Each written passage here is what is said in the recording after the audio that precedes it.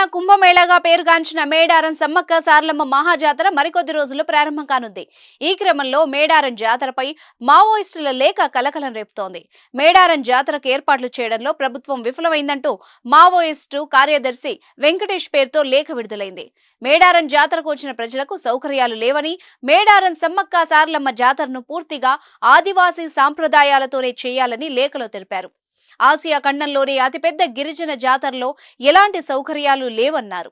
హిందూ సాంప్రదాయాలైన లడ్డూ, పులిహోర లాంటివి కాకుండా బెల్లం ప్రసాదంగా ఇవ్వాలన్నారు. కేవలం ₹9కే డేటా సైన్స్ యూజింగ్ పైథాన్.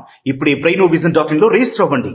జాతర అయిన వెంటనే ఆ ప్రాంతంలో ప్రభుత్వం బాధ్యత వహించి నిధులు కేటాయించి జబ్బులు రాకుండా శుభ్రం చేయాలన్నారు. జబ్బు పడిన వారికి తగిన చికిత్సను అందించాలని డిమాండ్ చేశారు. జాతర పనుల కోసం విడిచిపెట్టిన పంట పొలాలకు నష్టపరిహారం ఇవ్వాలన్నారు.